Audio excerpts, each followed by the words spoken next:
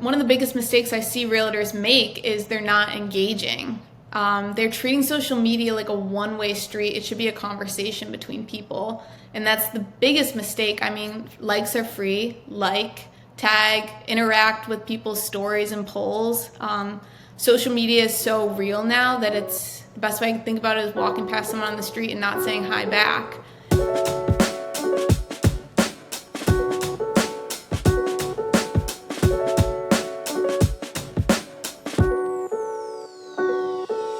Hello and welcome to /Real Estate, the podcast for real estate and technology. I say this every time. We've got an awesome guest today and a recurring guest now, Nora Schneider. So Nora, why don't you introduce yourself? And we're going to be talking, actually, maybe before I let you go, we're going to be talking about social media and just like the nuts and bolts of like how to post, when to post, what channels, like how does this fit into your marketing mix? So if you are thinking about getting into social media, this is definitely going to be the podcast for you. Or if you want to dial up your social media, this is the podcast for you. So anyway, there you go. Awesome. So I'm Nora Schneider. I'm a 21-year-old realtor, and this is my second episode with the /Real Estate podcast. I filmed one a little less than a year ago. It's awesome to be back.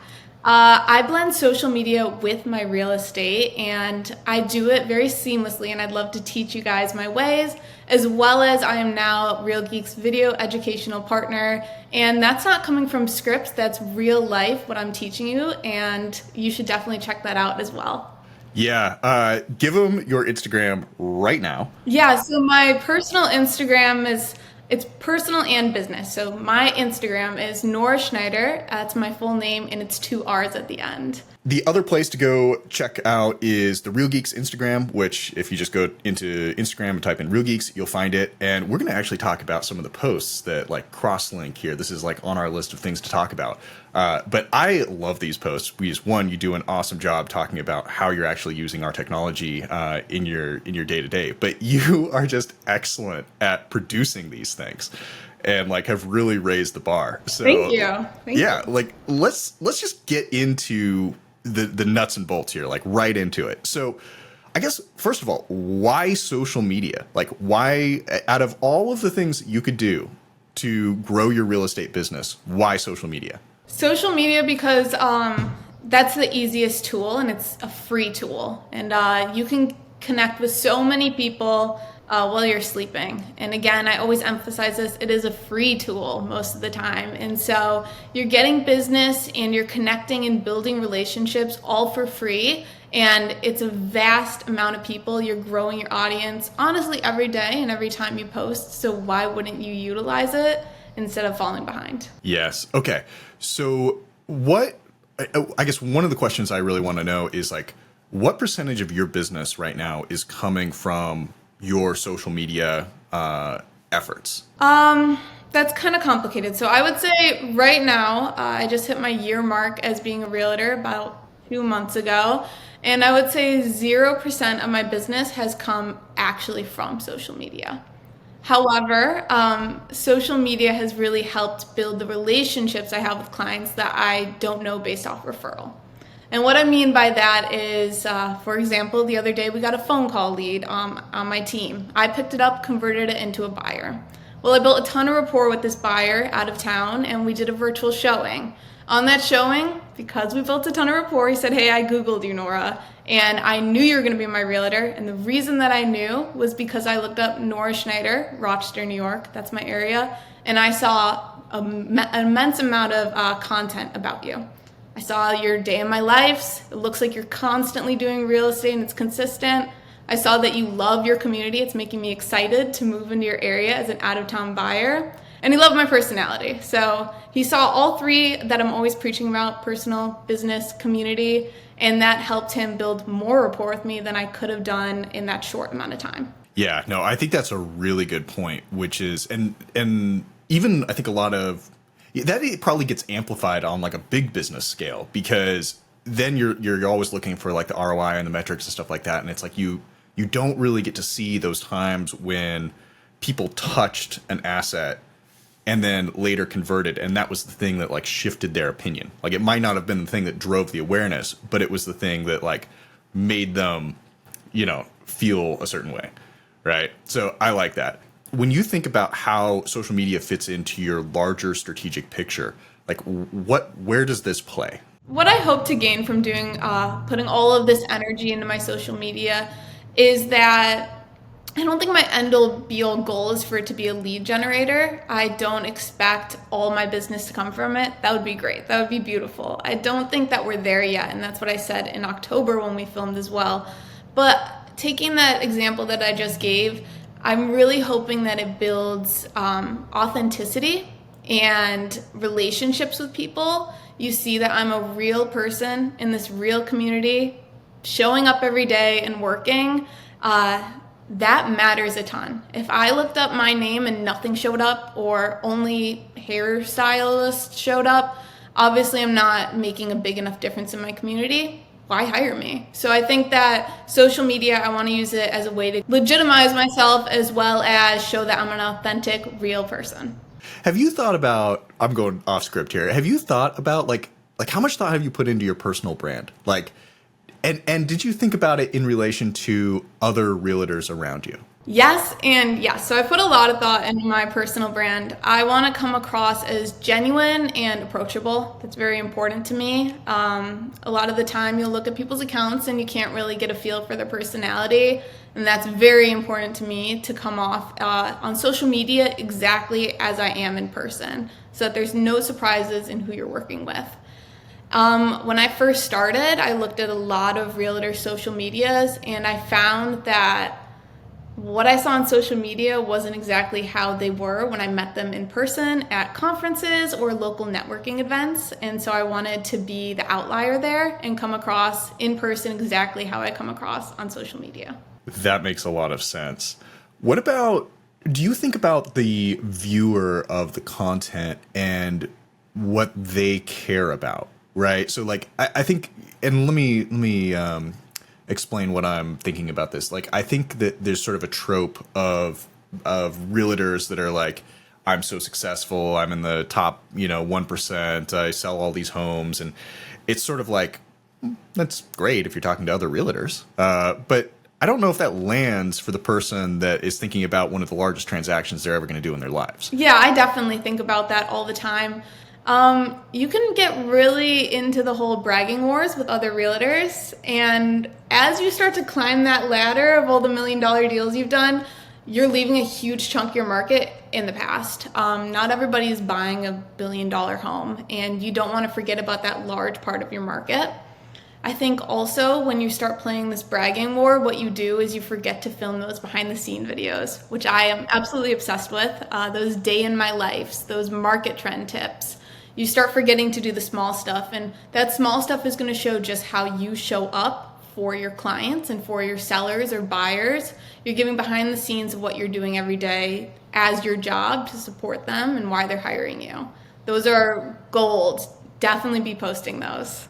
I couldn't agree more. And I think just if you think about it from like a narrative standpoint, the day-to-day challenges, are a key part in I guess describing the overall journey, or like the challenges that can be overcome. So yeah. All right, let's get into more like nuts and bolts. Like, how often do you post? Like, basic question. How often do you post? I post about 2 to 3 times a week on Instagram. Okay. And then what about other networks?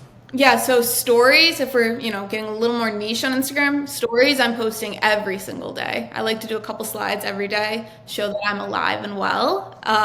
On TikTok, I try to post 5 times a week. That one I'm not putting a ton of energy into yet. And YouTube, I post on Reels. Anything I post on my Instagram, post on to your YouTube as well. And then I'll post YouTube videos like once a month. Of the people that you talk to, right? Like, do you get a sense of what networks they're engaging with? Like, is it mostly Instagram? Do you get a lot of traction on TikTok? Like, I guess that would probably guide the networks that you put effort into. But like, do you have a sense of that? Yeah, so I would say my number one social media app is Instagram. Now you could say because I pour the most energy into Instagram, I see the highest results, and I would agree with that. I also post on Facebook a lot. That's the market that's actually buying homes right now. So you want to put energy into that as well. But Instagram is my number one. I think that the Reels features are awesome, as well as we can get into it a little later. Trial Reels are a great way to grow without spamming. And that's my number one secret tip. Oh, okay. Hang on. I want to know all about that. But wait, hang on. You said something else there that was really important, right? You said you post on Facebook because that's where the current transactions are? Yes, Facebook I found is where I'm getting most of my actual clients and the age gap or the age group that's buying right now. Right. Yes. Okay. I mean, this is like marketing 101, but it's something that people really need to pay attention to, which is like, okay, if we've all read in the news that a lot of the, transactions that are happening with an older generation, and those people are on Facebook, not on TikTok. Exactly.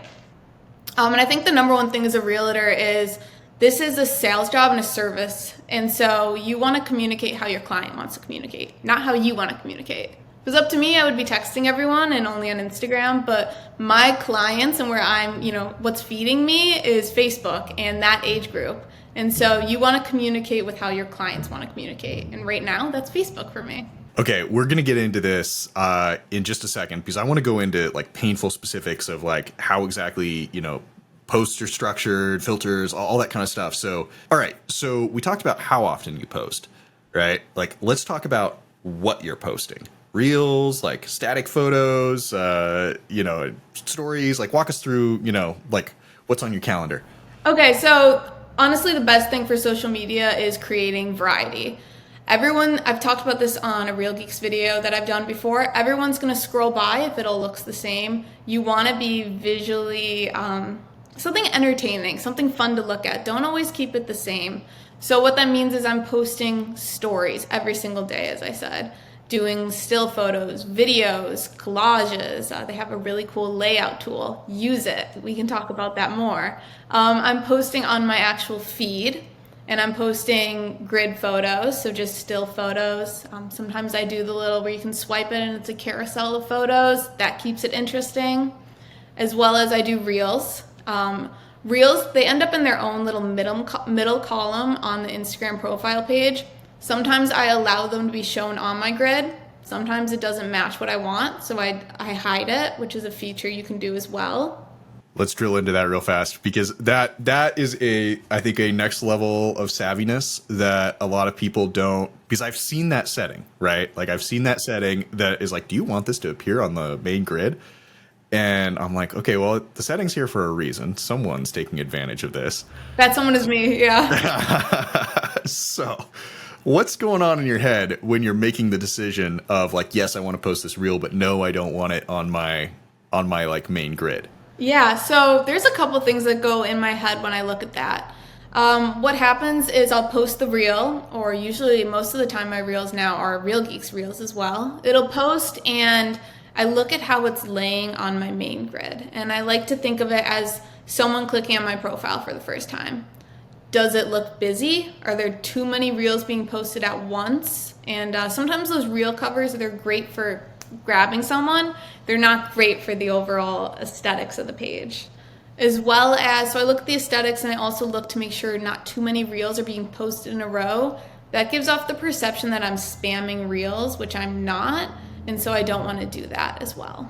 So you want that main page to have variety to it, is basically what you're saying. I want the main page to have variety, and I want it to give you a taste of what you're going to be seeing without feeling overwhelmed. Right. Do you think that do your reels in your head all link together? Like, are you trying to tell a cohesive story, or do they just all relate back to kind of the brand story that you're trying to tell? Like, I guess maybe it's like if someone's thinking about this at different levels, we have the beginner that is just like, hey, you probably should start posting and get used to posting, right? And then there's like the more advanced person that it's like, hey, maybe you should be thinking about this like you're, telling a larger story. Like, how are you thinking about that? When I post, honestly, any post, it doesn't even have to be a reel. It all comes back to who I am, because the thing that stays consistent in all of my videos, it's not a font, it's not a color, it's me. Which is kind of crazy to say. But it's me. And so I wanted to come back to what I talked about.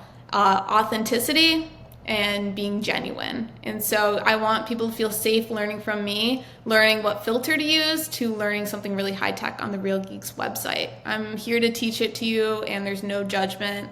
That's also another reason why I'm always responding to comments. I want it to feel genuine and easy connections. Yeah. Okay. So I think there's I want to take like a side trip here, and then because I think it's kind of tie in. So you said I remember we were talking in Dallas at the Real Growth Summit, which ticket sales are happening right now. There's probably a link down in the bio. You come meet us all. Anyway, and you were saying like when you do stories, it's like you basically like. I think you were kind of getting on me about it because I was like, well, I take the story and then I'll like wait and then I'll like curate and then I'll post, and you're like, no, my interval between like camera click and post is like seconds, like measured in seconds. Yeah. Okay, is that still true? That's still true. Yeah. What we talked about too, this is important, is I don't take it on the Instagram app though. I still take the photos on my camera roll, just on the camera app on your iPhone or whatever phone. And then I go through, favorite what I liked, post it that way.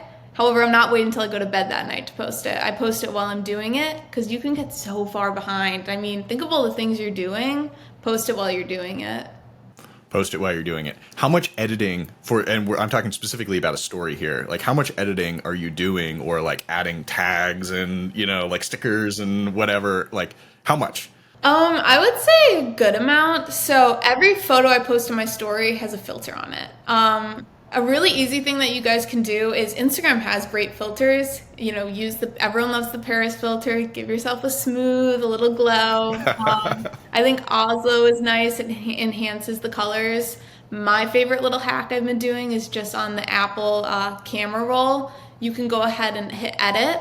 And then if you click where the photos, you can actually edit brightness and everything. You just click that once. What it does is it goes behind the scenes for you, and it edits and color corrects for you. And most of the time it looks gorgeous, so I don't really do it myself anymore. I just click that. And it enhances all your photos, so when you put it on your story, it looks like mint. It's great. Do you still put a filter on top of that, or do you just let the magic edit I let the Apple camera do that part. If I don't like how it looked, or I have like big zit or something, I'm using that Paris filter. That makes you look great. Yeah. Well, and I'll probably just add on here because like I'm kind of a nerd for following the Apple features. Like their new like AI editing stuff and their ability to do like retouching and like blemish removal and stuff like that. Like the amount of power that's on one of these phones now is kind of crazy. Oh, it's wild. And that's another great point is don't be shy to use those tools. Most of the time people don't notice you're using that. I'll take a photo and, there's a really ugly light switch there. Not for listing photos. This is just for aesthetic photos. There's an ugly light switch, or I hate the way someone looks in the background. I know they're not going to want to be in this photo. Go ahead and get rid of them. It makes it a lot cleaner for the eye. Yes. Yeah, exactly. And maybe just to drill home the point, it's like the story that you're talking about, the narrative maybe that we should say, is about you, not about like that listing, right? And so in this instance, like, yeah, editing out the light switch or whatever is no big deal.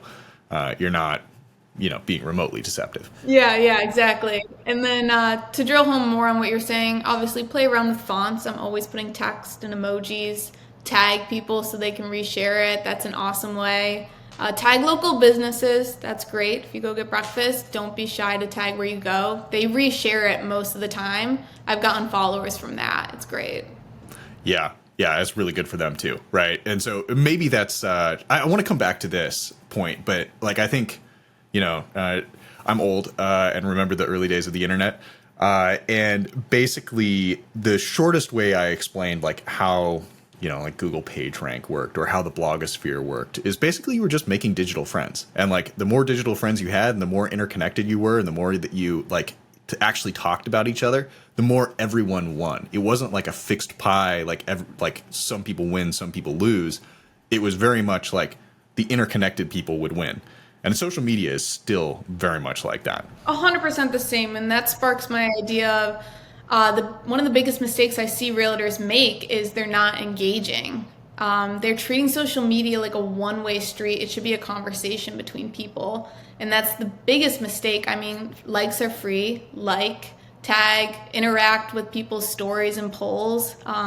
Social media is so real now that it's the best way I can think about it is walking past someone on the street and not saying hi back. As a realtor, you just wouldn't do it. So on social media, you should be saying hi back. Yeah. Okay. So I wanted to talk about the stories because that's like very real time, very like up to the moment, and then come back and talk about reels and see if there's a contrast there in the way that you approach a reel. So a reel, you said you're doing like 3 or 4 times a week, something like that, or was it 3 times a week? Like two or three. Yeah, you were right. 2 or 3. Two or 3. Okay. And like, how are you thinking about those and how much time are you spending editing? Because at 3 times a week, that definitely seems like much more thought than like click, edit, post, like it all happens in seconds. So for posting, so like we said, stories I'm posting immediately. Those aren't taking a lot of thought. I'm not pre-planning those, just my life in the moment. Reels, however, those are more complicated. Those take work. And so what I do is I do something called batching. I pre-plan when I'm going to take the content. I pre-prep it. I make the scripts and the ideas, save the sound clicks.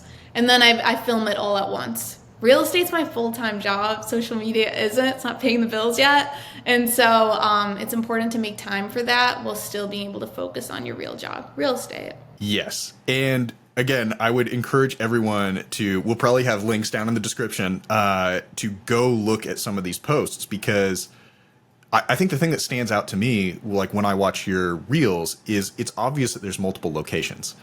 And so I guess walk me through how are you writing a screenplay? Is there a shot list? Like, is there a film crew in the background? Like, what's happening here? What I do is I come up with those ideas, and I have, a couple ways that I stay creative that I could share, and I come up with fresh ideas. And then what I do is I pre-plan the date. I go into ChatGPT, I tell it all my ideas, I write a script, and it edits it for me and helps me out. And then I print it all, take notes. I take a couple outfits with me as well. So all of the summer content you're seeing on the Real Geeks channel, I've pretty much filmed in 2 or 3 days. Wild. 3 months of content in 2 days. And that's just by batching it and thinking ahead. I was able to do that. And I have people help me film. I also have some really great tools that we can link below. I'll share it with you that I use for filming. All off Amazon, all under $20, and that's how I'm creating this awesome content. Let me ask this. Like, so you've done the batch, you've done your shot list, you went out and you like filmed it all, like you got everything. Like, are you editing in the Instagram app or the TikTok app, or are you like using a iMovie, DaVinci Resolve, Adobe Premiere, CapCut, like like some other tool? So I film everything on the camera roll app. I don't film anything in app. The reason why is some reason the quality is different. It's a little bit foggier and you're not going to get a crisp product. So what I recommend is filming in the actual camera app. I film at 4K. I think it's 60 frames I do. Whatever the highest is, I do that, and it makes a huge difference. As well as when you can, use your back camera. And if you do 0.5, get as much natural light. Those are my big tips. So you do all that, you're gonna get the highest quality, and that's what you wanna start with. And then I use, I'm trained in DaVinci, but actually I use CapCut, which is, it's free, but I pay for the $20 a month version because it just helps me immensely. And that's how I turn 20 minutes, that's it, but I turn 20 minutes of editing into 5. It's so great to use, as well as Instagram has their version of it called Edits, which I would highly recommend. It's free. And there's a ton of awesome features. Is that a desktop app or is that on the phone? On the phone. I don't know. I know CapCut, they do desktop. And CapCut you're using this is like, okay, I'm probably showing my age. You're doing that on the phone, not on your desktop. Both. I do both. Both. Okay. So I have an account, and so I'm able to use it on both. What I do is quick day in my life videos or a quick little fun video. I'm doing it on my phone. It's going to take me 2 minutes of editing. It's not a ton of clips. Something like my Real Geeks videos, those take me more energy because I want them to be perfect. And I edit those on my laptop because you're able to get a little more specific. A lot of people can get really wrapped around the the camera side of it, like when they get into this. And I actually think that like lighting and audio might be a little bit more important than like the camera, because the camera in your phone is actually pretty amazing. And so just to underline for everyone, you use the back camera on your iPhone. Yeah, I'm using this iPhone right here. I'm using the back camera of it, and I just have some tools that help me along the way. But it's just my camera. Set it on the right features, and you're good to go. Got it. Okay. So you the real the so you've gone out, you've done your shooting, shot it on iPhone, you got it in the camera roll, you use one of the apps to edit it into the right spot.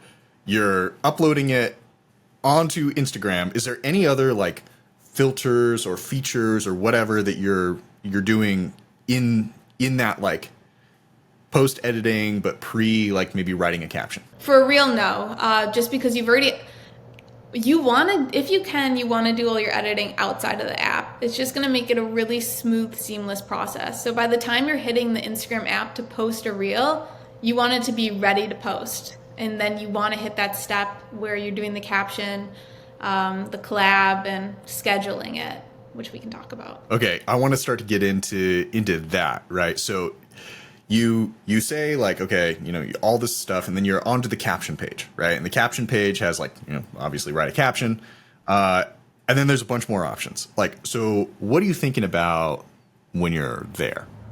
Yeah, so when I'm ready, so I've got my finished product. We've already filmed it, we've prepped it, we've edited it. I'm ready to post my reel now. There's a couple things that you can do. So the first thing is you're gonna wanna write your caption. I'm shameless about it. I use ChatGPT to help me out. And if you're not using that tool, you're falling behind. I write exactly how I want it to be, and then my chat knows me pretty well at this point. And so I say, hey, help me out. Does this sound smooth or seamless? Add some SEO words, as well as I have it help me with some hashtags. So caption is done. That should take you maybe 5 minutes max, And you do include hashtags? Mm-hmm. How many? I think 5 to 7 is a good number. All right, tagging people and collaborations. I want to spend some time here because I think this is an interesting thing that I don't really understand. Yeah, so there's a huge difference between tagging and collaborating. What I like to say is tag everything and everyone, anything that might be associated to the post, whether it's one of the meals you ate at the restaurant or the people that were there taking the photo.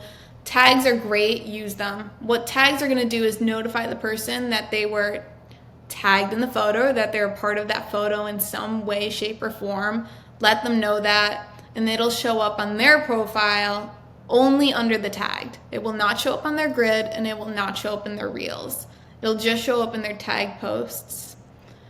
Now, collabing, that's the best. That's great if you know how to use it. And what collabing does is you can invite someone to post it as well with you. So you're going to post your reel, post your photo, and it's going to post then on their page as well. So their follower and audience is seeing that as well as if they posted it. Now, someone has to accept the collab. You can't just I can't invite Chris onto my selfie and suddenly everyone's seeing it. You have to say yes or no, and that's a protection for the other person. How, I've never done this before. So what's the mechanics actually look like? So you say, I want to collab with this person, and then you click post. Does it post immediately on yours, or does it wait to get approval from the other person before it posts? What'll happen is you've added the collaborator, and then you hit post. It'll post on your grid. That collaborator is going to get a DM from your account saying, hey, want to collaborate on my post. They hit accept or deny. Once they hit accept, it'll post onto their feed. You can still hide the reel. That's still an option if you're a collaborator, but you can't edit it. That's one thing to note. So can they edit the caption at all, or is it like, no? Okay. So, Chris, if we were collaborating on a post right now and I posted it, all you get to say is yes or no, but you don't get to edit the post. You don't get to delete photos. I'm still in control of the project. Right. So when you're working with, you have a great relationship with the marketing team at Real Geeks. And so, I would imagine there's a lot of like behind the scenes back and forth. But let's say that you're working with someone else. Like, how do you tee up that conversation so that I would imagine that like by the time they get the DM that says approve, there should be no surprises in there. Yeah, exactly. I mean, that's just simple. For me, at least, it's just clear communication. As I've said before, your social media is your brand and it should reflect who you are. And so don't be shy to clearly communicate what you want those posts to look like.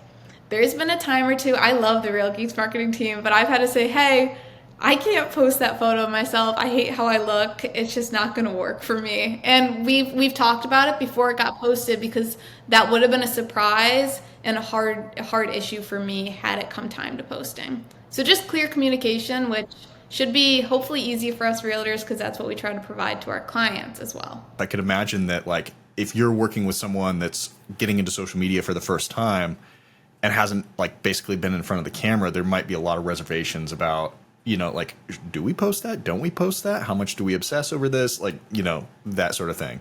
I mean, I just say just post always. By the way, when people ask me, even people at realtors at my own brokerage, they get a little in their head, hey, did this come out good? Just post it. Just let it fly. Just post it. The more you do it, the better you're going to get, just like anything in life. I want to come back, and you talked about this a little bit on, the hardware maybe that's behind the scenes to produce such like excellent looking video, right? Because like the posts that you're producing are really good. And so I want to talk about one, like the Amazon shopping list. But then I also want to just, you've got a good eye for composition, and like how you developed that, I guess. So let's do the Amazon shopping list first, and then, because everyone wants to talk gear, like gear, So like, do I need to go buy like a multi-$1,000 camera? Like, yeah, and that's like the hardest thing. My gear is all pretty cheap, and I make, really, they're pretty well performing videos, and I like how they look for where I'm at right now. And so this is how I do them. First thing, you're gonna need a phone. Everyone has one if you're a realtor. And I set my camera up, like I said again, 4K, 60 frames using the back camera. I also love when you put the grid on it. It helps you, that might help with how I end up making my videos look. I make sure I'm in the middle. I make sure it's even. That all is gonna matter. It makes the video look a lot more high class.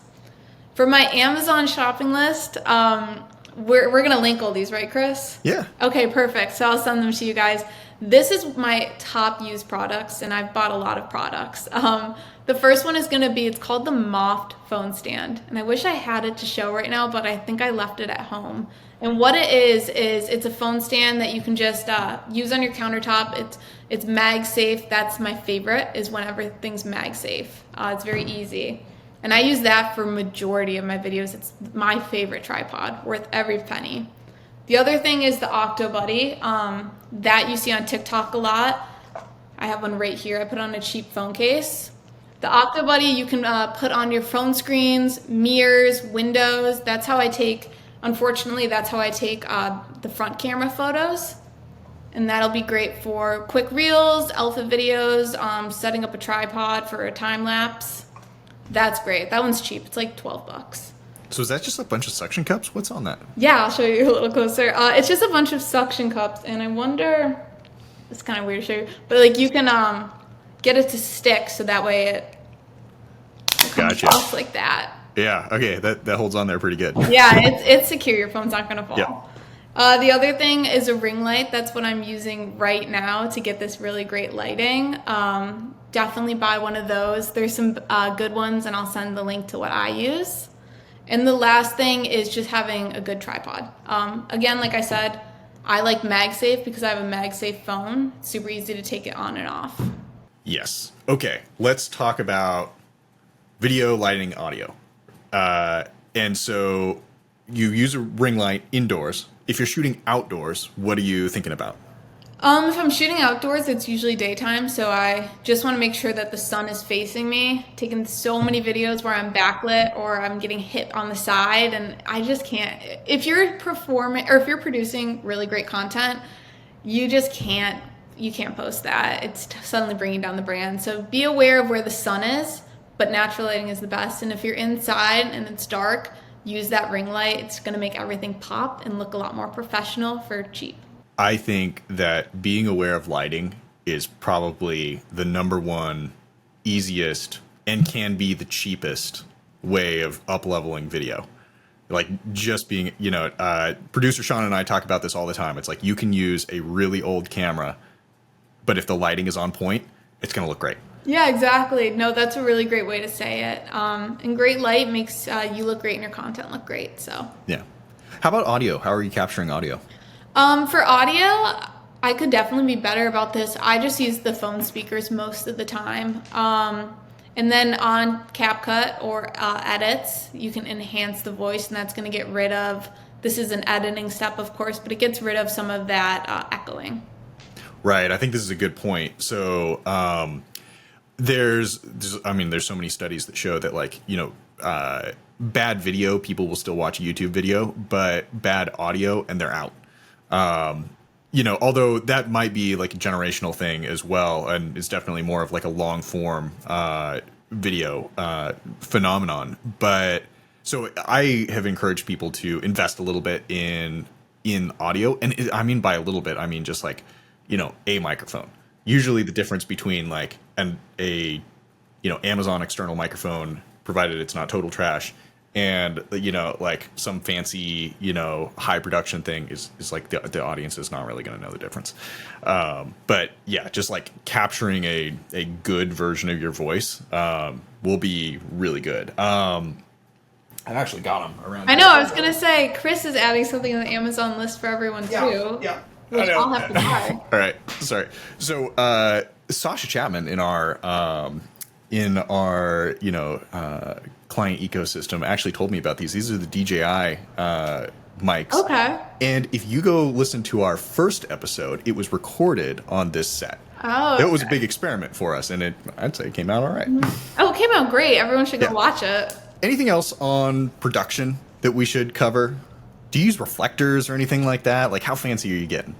You guys don't have to get fancy with it. Honestly, I use the ring light. I use some way to hold my phone up, and I just hit film, and I go for it.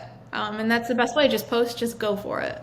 Okay, so just real quick before we leave the production side of it, CapCut, you're using the paid version or the free version? I use the paid version, and I find it's a little pricey. It's $20 a month, but compared to some programs, of course, that's cheap. But for me, it pays in tenfold because it makes my editing so much quicker, and I'm able to focus on other things such as real estate. Okay, so how do you get more followers? Like, I'm making great content, like, is it build it and they will come, or is it, like, do I need to work at this, like, or do you have a secret cheat code, like, how do I get 1 million followers? Well, when I get 1 million followers, we'll do a whole podcast of a celebration on how I did that. But the way that I'm gaining new followers, I've been tracking it. So I've been gaining followers every month. It's been, slowly growing. That's great. We're not seeing any decrease. Spreadsheet or using the professional dashboards? Like, how are you tracking? I'm just taking screenshots and throwing it in a photo album. So every first of the month, I take a screenshot, see how many followers I have. I should get into an Excel graph, though. That would be cool. But that's, anyways, so the way that I'm doing it is, there's a few ways. One, tagging other businesses, collaborating. Real Geeks has obviously helped me a ton. The second one, though, that I love, that not many people know about, is trial reels. And what a trial reel is it's when you get to that posting page. Do you know what a trial reel is, Chris? No. Okay. This is a great bookmark from earlier in the episode. Like, yeah. I need to know this. So it's amazing. I've been teaching some people about this. What trial reels is it is a way to test a reel in front of an audience that's not your followers. A lot of people like to say the best way to grow on social media is be posting 5 to 10 times a day. Instagram isn't the app to do that a lot of the time. Your followers, they start to feel like you're spamming them. And so by doing this, your reels are sharing to the audience, but not your followers. And you're able to see how well it performs. So you're still getting likes, you're still getting profile clicks, you're still seeing the view count, but your followers aren't seeing that. Now, if the video performs amazing, you can post it to your followers. But I'll post a ton of those, and that's how I've been getting a couple random followers that I just can't figure out where they came from. It's by posting those all the time. All right, I'm gonna have to go play with this. Yeah. Because this sounds totally fascinating. I will probably add on to that, like if you just think about the way that the meta algorithm works, right? Like it wants to show people content that they're going to consume. Yes. And you can just basically understand this by opening the Instagram app, which a lot of people listening to this probably are already using it a lot, and then look at who's showing up in the stories section, like to for you to watch. And if you pay close attention, that is not a chronological list. It's a list of people that you're most likely going to watch the whole story of, right? Yeah. And so if you're spamming people and you're just like, posting, a whole ton of stuff and people are not watching it, you're not going to appear early in that list for people. Yeah, that's awesome. I mean, that's a good tip itself. And definitely check out those trial reels. I would also say that's a great baby step, actually, now I'm thinking about it. I didn't know about it when I first started being confident and posting these videos on my Instagram, but if you want to dip your toes, I say just go for it. But if you're the type you want to dip your toes, that's probably a good way to dip your toe into it and post without your followers seeing it yet. See if people even like your content. All right. Well, you just hinted at something there. You said like before I started being confident. Yeah, yeah. All right. So what does that mean? Break that down for us. So this is actually really interesting. We'll have to keep doing these, Chris, because it's a real, like a growth. I've had a ton of growth since October. So in October, we've been talking about, I was dealing with should I split my personal and my business, and I had them split in that time. Well, I had a turning point moment where I realized I needed to stop being so self-conscious about posting business on my personal. I, had a feeling that people didn't care to see it and it was going to be embarrassing. Why is she trying so hard? Saying it out loud, it's kind of, come on. But I had a turning point moment where I realized that I am my brand. Real estate is me. It's not a 9-to-5 job. I didn't sign up for it to be something that I turn off at the end of the day. And so, of course, you want people to be seeing that you're doing real estate. It makes everything a lot easier. And, the big thing of this episode, I guess, is me saying you want it to be authentic and genuine. And by keeping everything in the same sphere on the same account, you are being that person. I debate this all the time.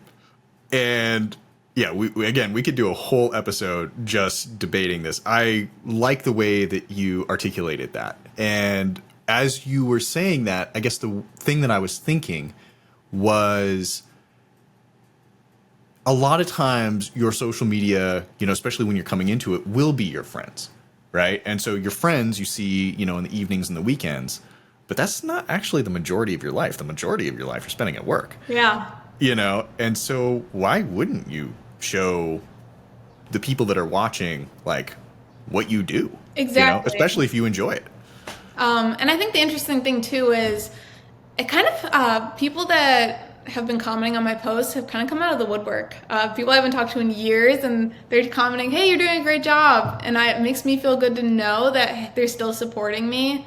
And you just shouldn't let your fears take over your dreams. And if real estate is something you want to succeed at, just go for it. Just post. Let everyone know you're a realtor. It's the best way to get clients. Yeah, I think at some point we're going to have to split this into a whole other episode because I could keep going on this. And like the question I really want to maybe dig into right now, though, is something you mentioned earlier, like the comments and the DMs. Are you, like, a lot of times I actually kind of think about Instagram as the less formal LinkedIn, right? So it's like people that I meet, roaming around Austin. A lot of times it's easier to just connect on Instagram. Like it feels less formal. And then the conversations there are not as formal as like a text message, and a little bit more casual. And so it's just easier, but like don't have the professional facade of LinkedIn. Yeah. Which, if you go back, I'm flashing back to our conversation in the first episode that you were like, yeah, LinkedIn doesn't exist for my generation. Yeah. I've since learned better, actually. So that's something I've gotten better at. Okay. That's hilarious. Yeah. But yeah, I mean, talk us through, like, do you think about it like that? Or is it, do you think about it differently? Like, how do you kind of think about that, like the messaging and the connecting with people and like, is someone going to come in and build like a CRM plugin that talks through, Instagram? Is that something you think about? Like, oh, maybe here's the way to say it. Like, sorry, I keep rephrasing this question, but it's like, if you talk to someone on LinkedIn, would you go update your Real Geek CRM? Yeah, no. Well, first off, that's $1 million idea right there, Chris. Turning your CRM and Instagram together. Real Geeks should get on that because you just gave that idea for free to the Yeah, world. yeah, exactly. But anyways, I've never really thought about it that way. In our last podcast episode, we had talked about how I use Instagram as a way to connect with people. You're able to see, they're, like I said, literally word for word on the last episode, you're able to see that they have 2 dogs and a kid. And that's great. I don't always update, though, my CRM to match that. So that's actually a great point you've put. I got to figure out the right way to say this, because I'll be like, I kind of think about Instagram like a social network. I'm like, yeah, it is a social network. Literally right? what it is, yeah. But like, maybe it's more like I've started thinking about Instagram as a proxy for like a personal CRM. So Okay. like I am meeting people that are semi-professional acquaintances, right? And it's just easier to talk to them on Instagram. Yes. I think I see what you're saying. It's definitely easier to open that door on Instagram. LinkedIn is purely business. I've recently been trying to get into it actually because I've learned, someone explained it to me in a good way, that you should be posting it on like a business Instagram, and that clicked for me. Why am I not posting my videos and photos on there, but business only? That's where you should, I guess, separate business and personal, not Instagram. But for Instagram, I think because you're combining, as I keep on saying, your business and your personal and your community, it's so easy to DM someone because you can say something about their business as well as, their dog, and that you saw them at this. It's the stories. That's why I'm always posting where I am, because someone will slide up and say, "Oh, I love that coffee shop. By the way, I've been meaning to say hi." And that's a great way to meet people. Yes. Okay. You and I arrived at the same thought immediately, which is, yeah, your text messages don't contain the stories, which is like little updates of your life. And so, yeah, I frequently get the acquaintance that's looking at that thing. It's like, oh, I also went to that restaurant, or oh, I also did that thing, and then it like because a lot of times when you're having a text conversation, it's like, hey, how's it going? And you have that awkward, like, oh, this is my update and this is your update. And like, okay, great. Now, what are you thinking? Right. And in Instagram, you kind of skip that because you're both sort of watching each other, and describing this to someone that's not on this would think this is all very creepy. But it actually sort of just streamlines the social interaction. I mean, it's such a stepping stone to start a conversation. And I could take the silly example of, Chris, you posted, I think like 6 months ago, a bird. And you said what kind of bird it was. And I'd always seen it, didn't know what kind of bird it was.